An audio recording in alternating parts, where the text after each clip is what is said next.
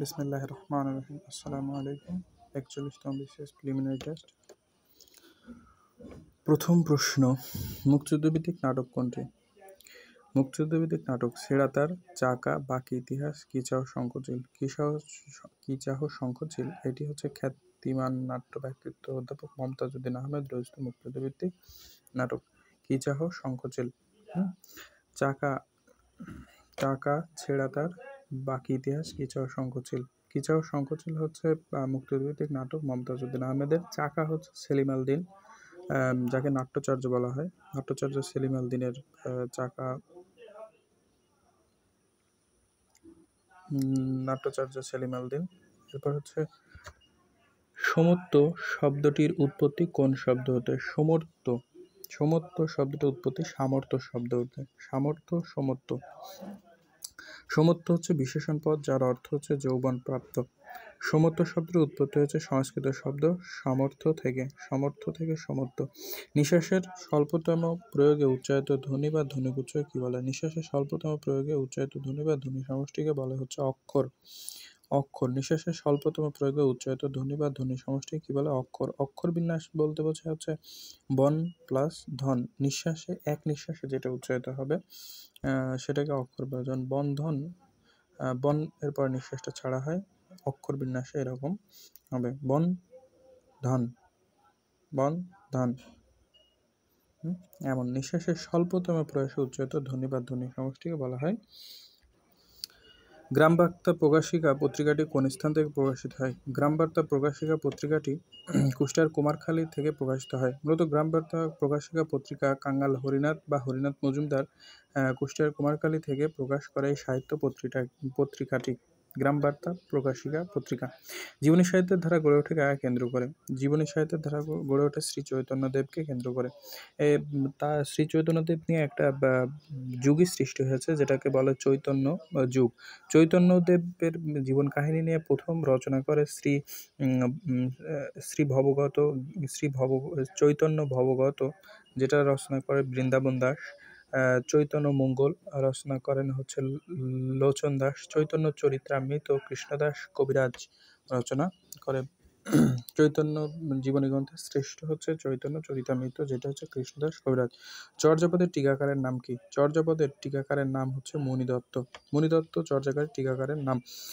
মণিদত্ত 11 নং পদের কোনো টিকার ব্যাখ্যা করেনি। অপিনিহিতের উদাহরণ কোনটি? অপিনিহিত হচ্ছে হর্ষায় ও হসুকার থাকবে শব্দের মাঝে, সেটা হচ্ছে অপিনিহিত। হর্ষায় হসুকার থাকবে, যেমন আজি আইজ, এটা হর্ষায়কার আছে, আজি আইজ, এটা অপিনিহিত।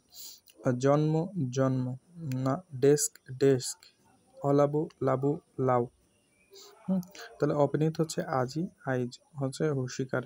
সমীভবন হচ্ছে ব্যঞ্জন, সমীভবন হচ্ছে কাদনা জন্ম।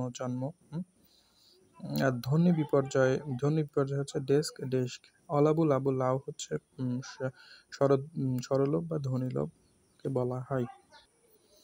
ডিঙি টেনে বের করতে হবে, এটা কোন ধরনের বাচ্য উদাহরণ? এটা ভাব বাচ্য।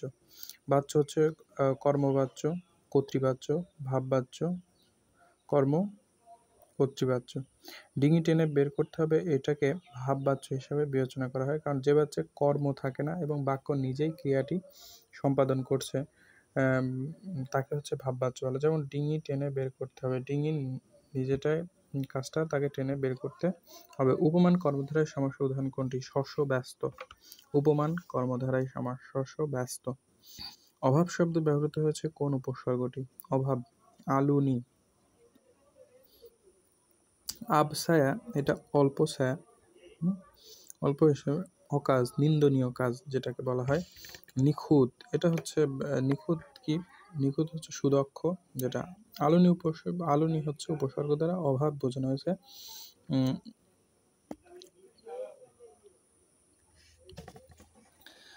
বাংলা ভাষায় প্রথম অভিধান সংকলন করে কে? বাংলা ভাষায় প্রথম অভিধান সংকলন করে রামচন্দ্র বিদ্যাবাগীশ বাংলা ভাষায় প্রথম অভিধান সংকলন করে। যে অভিধান গ্রন্থটির নাম বঙ্গা ভাষা বিধান 1817 সালে কলকাতা থেকে প্রথম প্রকাশিত হয়। কুৎসিতজীবী বলতে কাজের বোঝায়। কুৎসিতজীবী বলতে বোঝায় সুদখোর ঘুষখোরদের হচ্ছে কুৎসিতজীবী বলে। সুদখোর ঘুষখোর কোন বানানটি শুদ্ধ? পুরস্কার। পুরস্কার হস্যায় থাকলে ই পেটকামড় হস্যায় হচ্ছে ই থাকলে পেটকামড় ব্যবহৃত হয়, আর উ উচ্চারণ হইলে সেটা দন্তেস্ব ব্যবহৃত হবে। এখানে পুরস্কার হস্য উচ্চারণ হয়েছে, এখানে দন্তেস্ব ব্যবহৃত হবে। আবিষ্কার হস্যায়, এখানে পেটকামড় ব্যবহৃত হবে। সময়োপযোগী সময়োপযোগী এখানে সত্য বানানটা ঠিক আছে। ধ্বনি বা শব্দতত্ত্বকে বাক্যের যথাযথ ব্যবহার করার বিধানের নাম কি? বাক্যতত্ত্ব। ধ্বনি এবং শব্দতত্ত্ব বা ভাষার 4টি মৌলিক উপাদান হচ্ছে ধ্বনিতত্ত্ব, শব্দতত্ত্ব, বাক্যতত্ত্ব, অর্থতত্ত্ব। এই ধ্বনি বা শব্দতত্ত্বকে বাক্যে যথাযথভাবে ব্যবহার করার নাম বা বিধানের নামই হচ্ছে বাক্যতত্ত্ব। নিচে কোন বানানটি শুদ্ধ? মনোকষ্ট। ম দন্তন্য হচ্ছে মনোকষ্ট। এটা বিসর্গ, মনোকষ্ট বিসর্গ সন্ধিজাত শব্দ। বাবা ছেলের দীর্ঘায়ু কামনা করলেন, এর পরোক্ষ উক্তির প্রত্যক্ষ রূপ কি হবে? বাবা ছেলেকে বললেন তুমি দীর্ঘজীবী হও। এটা উক্তি পরিবর্তন, পরোক্ষ থেকে প্রত্যক্ষ উক্তিতে পরিবর্তন। বাবা ছেলেকে বললেন তুমি দীর্ঘজীবী হও। এবার আমার একটি বিচিত্র অভিজ্ঞতা হলো। এবার কোন ধরনের? এবার আমার একটি বিচিত্র অভিজ্ঞতা হলো। এটা প্রশ্নবোধক বাক্য তো না, বিস্ময়সূচক বাক্য না, অনুজ্ঞাবাচক বা আদেশ যেটা সেটা না, নির্দেশাত্মক বাক্য। নির্দেশাত্মক প্রচুর প্রাচুর্য কোন প্রত্যয়? এটা হচ্ছে প্রত্যয় দুই প্রকার, কৃৎ প্রত্যয়, তদ্ধিত প্রত্যয়। ক্রিয়াপদের সাথে যে শব্দ যুক্ত হয় সেটা হচ্ছে কৃৎ প্রত্যয়। নামপদের সাথে যুক্ত হলে সেটা হচ্ছে তদ্ধিত প্রত্যয়। এখানে হচ্ছে প্রচুর, এটা নামপদ প্লাস জ যুক্ত হয়েছে, তাহলে জটা হচ্ছে তদ্ধিত প্রত্যয়। ব্যঞ্জনধ্বনির সংক্ষিপ্ত রূপকে কি বলা হয়? ব্যঞ্জনধ্বনির সংক্ষিপ্ত রূপকে বলা হয় হচ্ছে ফলা, আর স্বরধ্বনির সংক্ষিপ্ত রূপকে বলা হয় কার। কার 10টি, ফলা 6টি। পাঁচালিকার হিসাবে সর্বাধিক খ্যাতি কার ছিল? পাঁচালিকার হিসাবে সর্বাধিক খ্যাতি ছিল হচ্ছে দশরথী রায় বা দাশু রায়। দাশু রায় হচ্ছে পাঁচালিকার হিসাবে সবথেকে খ্যাতি, দশরথী রায় বা দাশু রায়। রামনিধি গুপ্ত হচ্ছে টপ্পা সঙ্গীতের প্রবর্তক। ফকির গরিবুল্লাহ পুঁথি সাহিত্যের গায়ক। ফকির গরিবুল্লাহ। রামরাম বসু ফোর্ট উইলিয়াম কলেজের বাংলা বিষয়ের পণ্ডিত ছিলেন একজন। চারণ কবি হিসাবে বিখ্যাত কে? আলাওল। আলাওল চারণ কবি নয়, আলাওল হচ্ছে আরাকান রাজসভার কবি। চন্দ্রাবতী হচ্ছে প্রথম মহিলা কবি। মুকুন্দ দাসকে বলা হয় চারণ কবি। চারণ কবি হিসাবে বিখ্যাত হচ্ছে মুকুন্দ দাস। মুকুন্দরাম চক্রবর্তী কবি কঙ্কন বলা হয়। মুকুন্দরাম চক্রবর্তীকে কি বলা হয়? কবি কঙ্কন, যিনি হচ্ছে চণ্ডীমঙ্গল কাব্যের লেখক মুকুন্দরাম চক্রবর্তী। আলাওল হচ্ছে পদ্মাবতী। চন্দ্রাবতী হচ্ছে প্রথম মহিলা কবি যিনি রামায়ণের বাংলা অনুবাদ করেন। বাংলা সাহিত্যে কালকুট নামে পরিচিত কোন লেখক? বাংলা সাহিত্যে কালকুট বলা হয় সমরেশ বসুকে।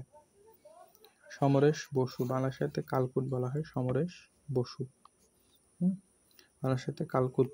পরাণের গুহের ভিতর কাব্যের কবিকে? সৈয়দ শামসুল হককে বলা হয় পরাণের গুহের ভিতর সৈয়দ শামসুল হক। ইংরেজি ভাষায় জীবনানন্দ দাশের উপর গ্রন্থ লিখেছেন কে? ক্লিন্টন বি সিলি ইংরেজি ভাষায় জীবনানন্দ দাশের উপর গ্রন্থ লিখেছেন ক্লিন্টন বি সিলি। ডাব্লিউ.বি. ইয়েটস কি? ডাব্লিউ. ইয়েটস রবীন্দ্রনাথ ঠাকুরের গীতাঞ্জলি কাব্যের সম্পাদনা করে।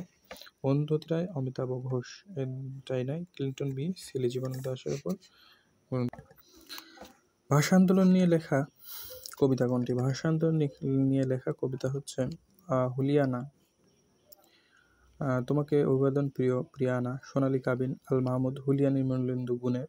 আর স্মৃতিস্তম্ভ হচ্ছে ভাষা আন্দোলন লেখা স্মৃতিস্তম্ভ, এটা আলাউদ্দিন আল আজাদের স্মৃতিস্তম্ভ ভাষা আন্দোলন। রবীন্দ্রনাথ ঠাকুরের নষ্টনীড় গল্পের একটি বিখ্যাত চরিত্র কি? রবীন্দ্রনাথ ঠাকুরের নষ্টনীড়ের বিখ্যাত চরিত্র হচ্ছে বিনোদিনী, হৈমন্তী, আশালতা, চারুলতা। নষ্টনীড় হচ্ছে চারুলতা। হৈমন্তী হৈমু, আশালতা হচ্ছে চোখের বালি, বিনোদিনী আশালতা চোখের বালি উপন্যাসের চরিত্র। বিধবার প্রেম নিয়ে রচিত উপন্যাস কোনটি? বিধবার প্রেম নিয়ে উপন্যাস হচ্ছে রবীন্দ্রনাথের চোখের বালি। বিধবার প্রেম নিয়ে উপন্যাস হচ্ছে রবীন্দ্রনাথের চোখের বালি। জেলে জীবন কেন্দ্রিক উপন্যাস কোনটি? জেলে জীবন কেন্দ্রিক উপন্যাস হচ্ছে গঙ্গা, এটি সমরেশ বসুর জেলে জীবন কেন্দ্রিক উপন্যাস। আর মানিক বন্দ্যোপাধ্যায়ের পদ্মা নদীর মাঝি, এই দুইটা হচ্ছে জেলে কেন্দ্রিক উপন্যাস। গঙ্গা লিখেছেন হচ্ছে সমরেশ বসু। হাসলিবাগের উপকথা তারাশঙ্কর বন্দ্যোপাধ্যায়। গৃহদাহ শরৎচন্দ্রের। পুতুল নাচের ইতিকথা মানিক। সবকিছু নষ্টদের অধিকারে যাবে, গন্তুরী রচয়িতাকে। সবকিছু নষ্টদের অধিকারে যাবে, এটা হুমায়ুন আজাদের গ্রন্থ। সবকিছু নষ্টদের অধিকারে যাবে। 1971 সালে ঢাকা বিশ্ববিদ্যালয়ের ছাত্র মৃত্যুর প্রতিবাদে কোন উপাচার্য পদত্যাগ করেছিলেন? এটা হচ্ছে বিচারপতি আবু সাইদ চৌধুরী। বিচারপতি আবু সাইদ চৌধুরী 1952 সালের বিচারপতি আবু সাইদ চৌধুরী 1971 সালে ঢাকা বিশ্ববিদ্যালয়ের ছাত্র মৃত্যুর প্রতিবাদে পদত্যাগ করে।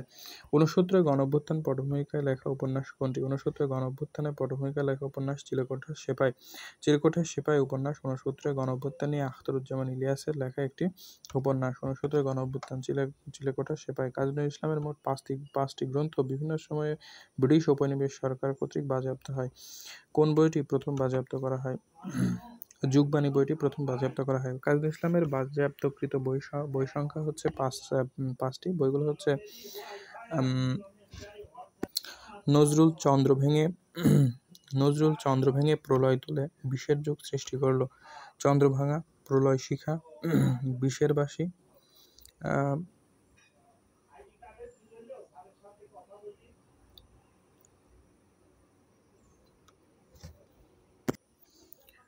চন্দ্রবিন্দু, ভাঙার গান, প্রলয় শিখা, বিষের বাসি আর যুগবাণী। 5টা গ্রন্থ। প্রথম বাজেয়াপ্ত করা হয় যুগবাণী গ্রন্থটি। যুগবাণী গ্রন্থটি প্রথম বাজেয়াপ্ত করা হয় ব্রিটিশ সরকার কর্তৃক।